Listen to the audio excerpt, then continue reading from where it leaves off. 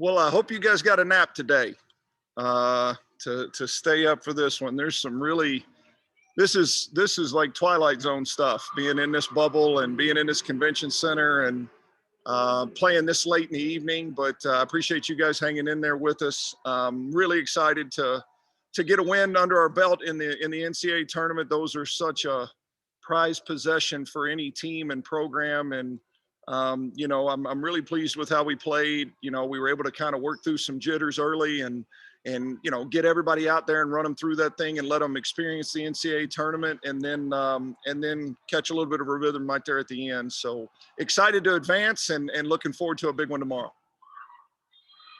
Hey, Coach, Jared McDonald with the Daily News here. I know you said, in the weeks leading up to this, that a match tonight in the first round might be a good thing to, get a chance to even just get out there. I guess, how much did you see that tonight, even though it didn't seem like you guys had much rust anyway?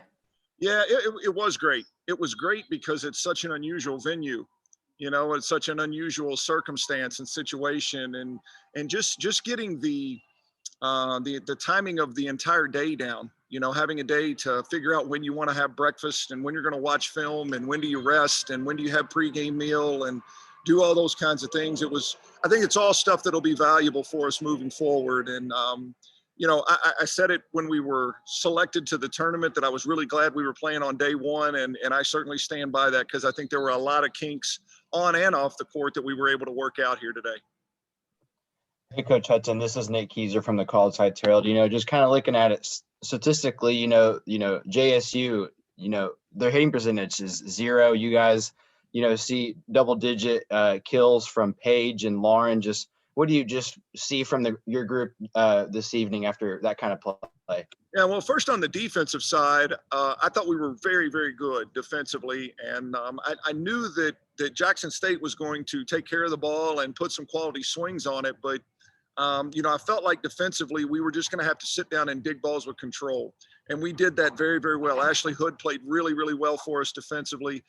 Paige Briggs always digs a ton of balls for us. And, so I thought we were really, really good on the defensive side. And that's the part that I'm most pleased with. Offensively, Paige Briggs was spectacular and really took some big swings out there tonight. And Lauren, when you look and see that Lauren hit 4, you felt like Lauren struggled through a lot of the match because it wasn't a super clean match for her, but you look down and she still hit 478. And that's just who Lauren Matthews is. But we used this match to work on some things that we think will be beneficial to us moving forward. Hey, Coach, this is Cassidy from the Herald. So what did you see in today's match specifically that you would like to put into tomorrow's match? And is there anything that you would like to change about how the team played today? Yeah, well, serve and pass was really good. We served the ball well.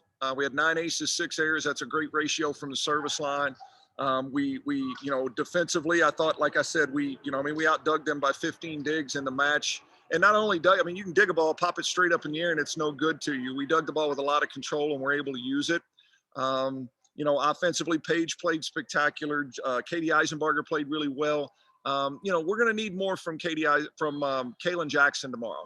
This was not her finest hour, but that makes me excited for what she'll look like tomorrow, because she was in our post-match meeting, she was the first person to stand up and say, look, I got to give you guys a better effort than that. And so I have no doubt that she will, but she will be a real pivotal piece of that match tomorrow. And so I'm looking forward to a bounce back from her. Hey, Coach. Jared with the Daily News here. I know you touched on the serving a little bit, and it's something that you've talked about throughout the season. Seemed like you were really aggressive back there. I know you mentioned those 9 kills, 6 errors, 9 aces, 6 errors. How important is that going to be? No disrespect to Jackson State, but when you're taking a step up in competition to a ranked Power 5 team.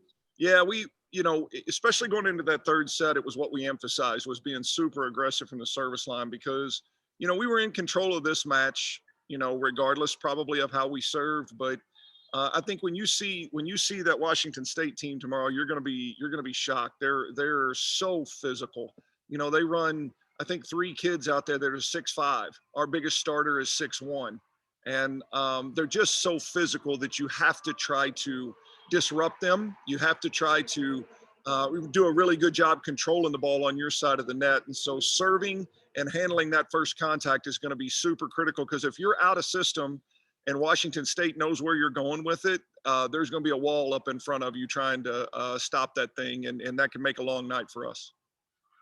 Hey, Coach, this is Cassie from the Herald. So I know that the team is usually used to playing, actual daytime matches. So how does it feel to be playing at such a late time tonight, and how does it feel to be playing that again tomorrow? Yeah, it's no fun at all, if I'm being honest, Cassidy. I'm an old man. I'm usually curled up in bed by now, and it's not ideal. But the NCAA's worked so hard to put this event on for us, and everybody can't play at 7 p.m. and get this tournament in, and so that's the straw that we drew. And to our kids' credit, I think we managed the day really well, and like I said, I think going through it today will help us be a little bit better at it even tomorrow. And maybe I'll get a nap tomorrow afternoon. I'm sure I won't have anything on my mind at all.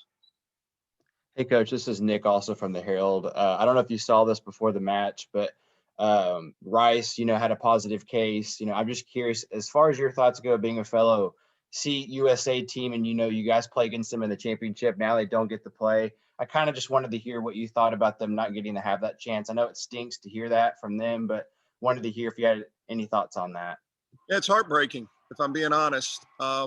We're great competitors with Rice, and we've had some absolute wars over the past several years, but the respect we have for their coaching staff and their players is off the charts. And uniquely, we ended up in the same hotel down here in Omaha, and we've kind of crossed paths numerous times inside this bubble. And I saw one of their people earlier today at breakfast, and looked at him and said, "Let's get 2 for Conference USA today."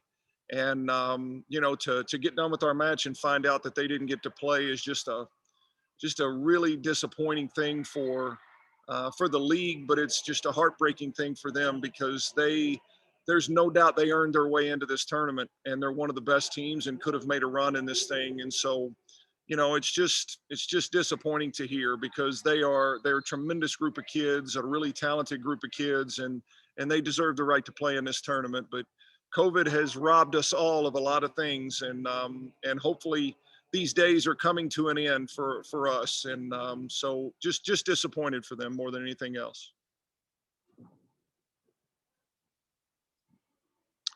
All right, guys, thank you so much for hanging in there with us. Let's do this tomorrow.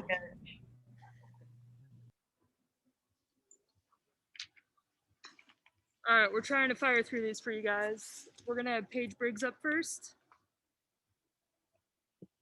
All right, sure. All right, go ahead with Paige, or go ahead with questions for Paige when you're ready. Hey, Paige, this is Jared with the Daily News.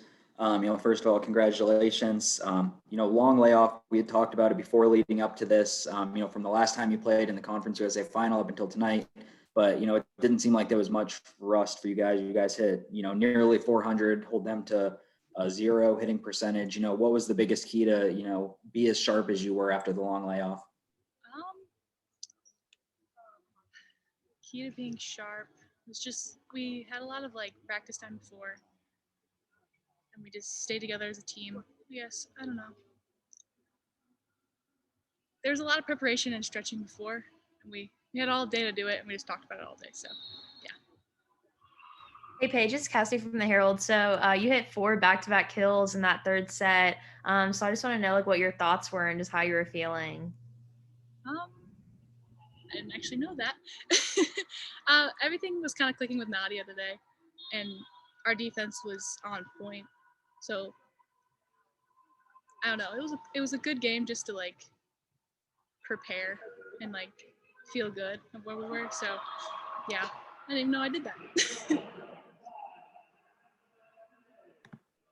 Hey, Paige, this is Jared again with the Daily News. You guys as a team, 9 aces, to 6 service errors. You had 2 aces yourself. It seemed like you guys were really aggressive back there. How important is that, not only in this match, but moving forward into a match tomorrow against a ranked Power 5 opponent?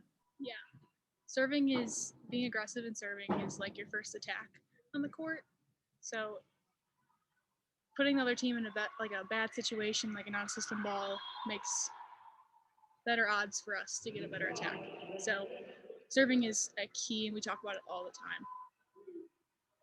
Hey Paige, it's Cassie again from the Herald. So I asked Coach about this, but like I said, like usually you guys are used to playing in like the daytime. So how does it feel to play a match so late, and like what are you gonna take from today and put into the match tomorrow?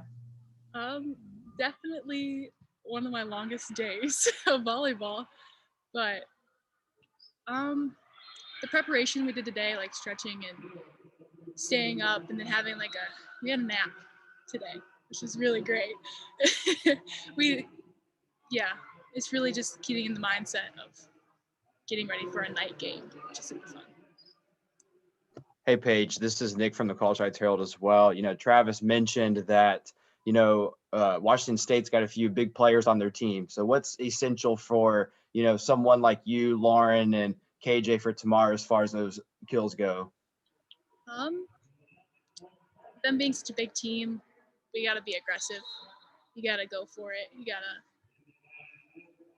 gotta be smart with the ball too, but you gotta be aggressive against a big team. And being undersized, that's a fun game for me. Anything else for Paige? All right. Thank you. Thank y'all. Thank you. All right, we're gonna have Katie Isenbarger here in a second. All right, last but not least, we've got Katie Isenbarger. Go ahead with questions when you're ready. Hey, Katie, this is Jared with the Daily News. You guys rolled tonight, hit 393, hold them to, 0 hitting percentage. It had been a while since your last game, I believe April 3rd. What was the biggest key in coming in here, late night game, and, playing as efficiently as you did? Yeah, I mean, that's what we did tonight is exactly what we wanted to do. We just wanted to come out here and play as clean as possible. We had a good practice yesterday, good warm up and everything today. So I think what happened is exactly what we wanted to. Hey Katie, this is Cassie from the Herald. So obviously like an advantage over Jackson State tonight. Just how do you keep yourself from like burning out, and like how do you keep that ambition up? I think that we just know we need to elevate our game to the level that we can play, and keep each other accountable. And yeah, just during the game, during practice, all times we have a bar that we have set for ourselves, and that's our goal. It's not beating the other team or anything like that. Like we're keeping ourselves to a certain standard, and I think that's how we play at such a high level. Jared with the Daily News again. For you personally, you're coming off that really strong performance in the CUSA tournament, both offensively and defensively. And then tonight, also super efficient, 8 kills on 9 swings, 3 digs, 4 blocks. It seems like you're playing your best volleyball now in crunch time. I guess for you personally, what's been the biggest key of your success late? Thank you. I think I've just been really dialed in on the things that I need to be dialed in on. I think I remember last season too, in 2019, that kind of happened for me too. I just kind of kept getting more and more dialed in as the season went on, and in the CUSA tournament in 2019, I was playing my best volleyball of the season. So I just think that's the biggest difference, just making sure I'm locked in on the things I need to be doing, and I'm doing that right now. So I'm very happy and proud of myself. Hey, Katie, this is Nick also from the Herald. Just kind of take into account that you guys are facing a bigger physical team tomorrow evening. What's going to be essential for you guys up front on that net tomorrow night? I think the biggest thing is just kind of something Travis always says, and it's let it fly. It's just, never backing down to the challenge. And obviously they're the seeded team, so we kind of like feeling like the underdog in this situation because we don't get a ton of opportunities to be the underdog. And so I think we're just really excited, and our mindset is just to go out and don't leave anything out on the floor. Just swing away, play your heart out. That's kind of our mentality. Anything else for Katie? All right. Thank you, Katie. Thanks. Katie. All right. All right. Thank you all so much. I'm actually